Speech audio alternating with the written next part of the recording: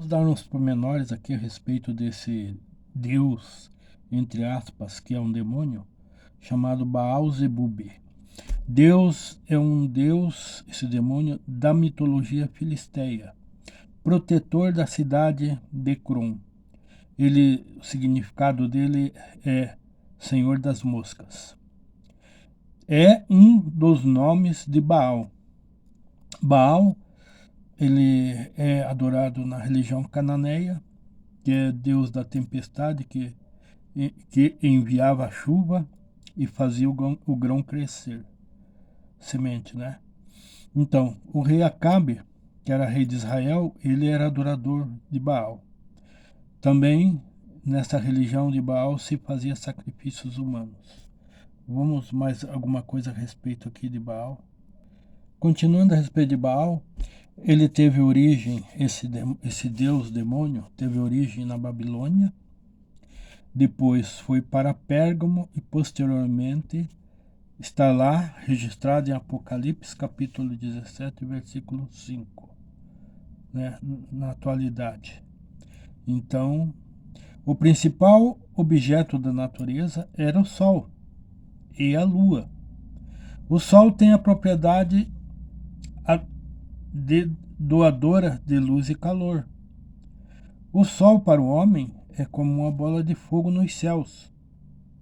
O principal deus na Babilônia é o deus Sol e chamavam-no de Baal. Entenderam?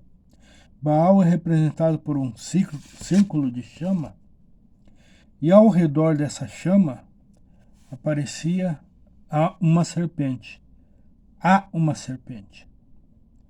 Isso aqui, se você olhar na simbologia da ONU, me parece que existe essa serpente hoje em dia. Essa serpente tornou-se um símbolo do Sol. Consequentemente, passou a ser adorada. Satanás passou a ser adorado. Lá no Jardim do Éden, a serpente estava lá, né? Entenderam? Então, nos nossos tempos agora, essa serpente, ela representa Satanás. E esse foi o jeito que Satanás achou para ser adorado como um Deus. Assim, Satanás é adorado como Deus. Ele tem um trono, seu trono foi estabelecido. Esse trono está por aí. Só vocês olhar na história da religião. Seus escravos inclinam-se diante dele. Então, desde a época do Jardim de Éden, Satanás queria ser adorado. Então, hoje ele é adorado nos tempos modernos. Baal. Em Pérgamo, Satanás foi adorado na forma de uma serpente viva. Então, lá no Jardim do Éden, a árvore da ciência do bem e do mal, no Jardim do Éden, esta árvore é a serpente viva, que seduziu não só Eva, mas hoje seduz a maioria da humanidade. Maioria. Existem exceções.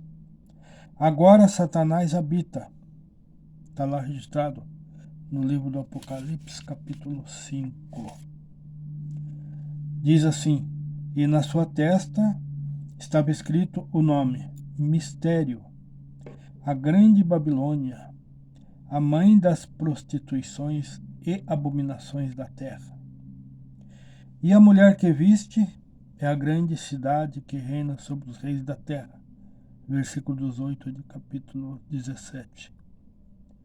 Então, aliás, no capítulo 17, versículo 5, fala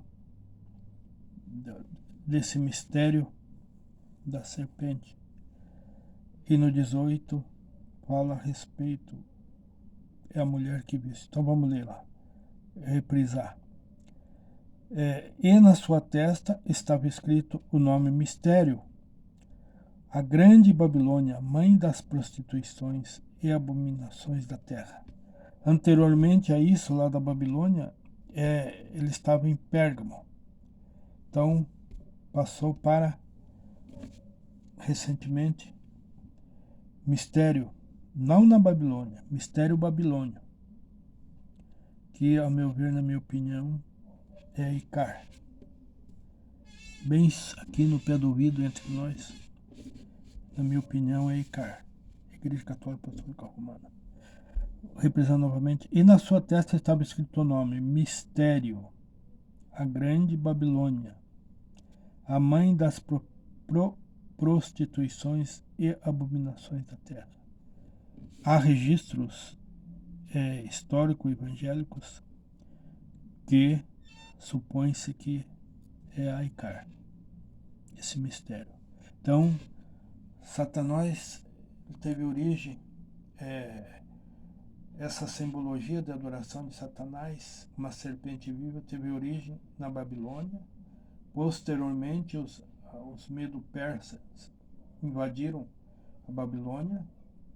Então, eles fugiram para Pérgamo. Pérgamo era próximo, não era em Roma, próximo de Roma.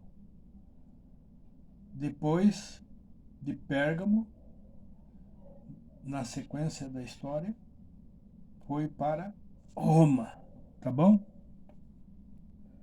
Voltando lá em Acasias, que caiu e adoeceu. E na sequência, Deus enviou o profeta Elias para falar com os mensageiros de Acasias. Esses mensageiros, Acasias deu ordem a eles para irem a Ecrom consultar a Beelzebub, o deus de Ecrom, que é um demônio. Que em Ecrom eles adoravam a esse falso deus. Então, o Espírito de Deus, usando Elias, perguntou: por acaso não há Deus em Israel?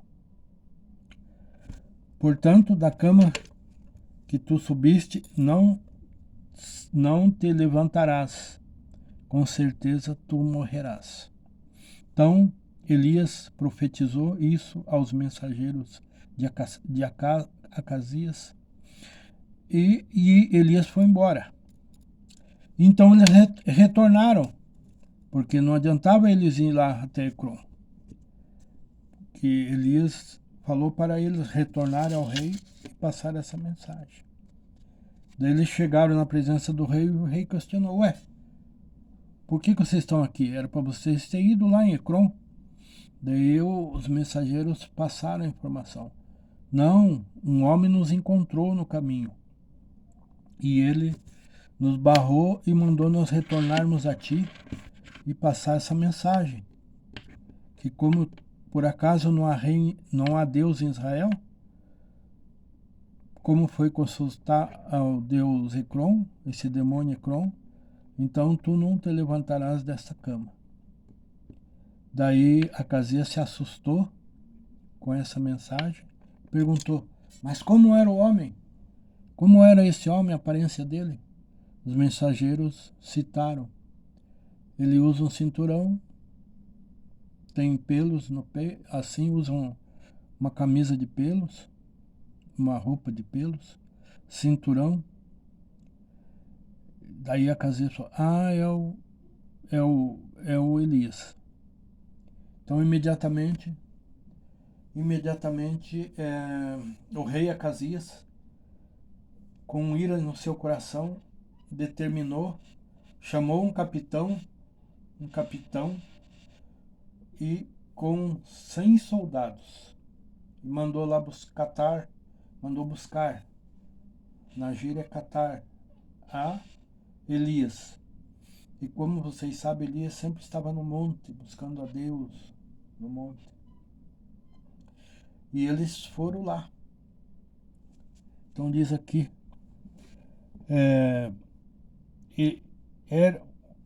diz aqui, então, no versículo 9, então enviou um capitão de 50, e subindo a ele, porque eis que estava sentado no cume do monte, Disse-lhe: homem de Deus.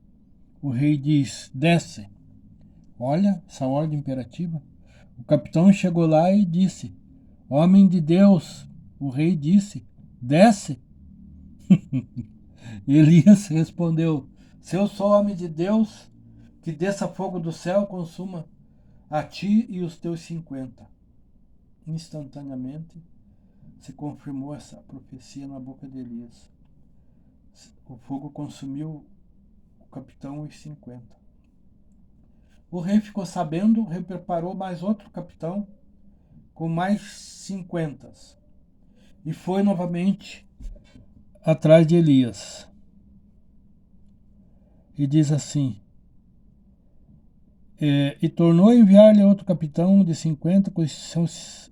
E ele falou e disse: homem de Deus, assim diz o rei, desce depressa. Olha, botando medo. Autoridade do rei divina. O rei manda e não pede. Você vê a ordem imperativa. Há um profeta de Deus. E o rei Acasias, como ele era rei de Israel, ele conhecia sinais de Deus, sabia que havia Deus, mas veja o coração dele, como estava endurecido. Ele não teve temor de Deus, do profeta do Senhor. E respondeu Elias e disse: se eu sou homem de Deus, que desça fogo do céu e consuma a ti e teus 50. Instantaneamente, pela segunda vez, tudo foi consumido.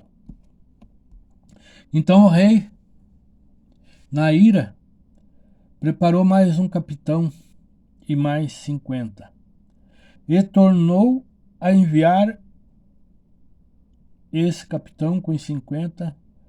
Então o capitão de 50 subiu e veio. Olha a situação do capitão. Por causa que 100 pessoas e 2 capitães já haviam sido consumidos pelo fogo.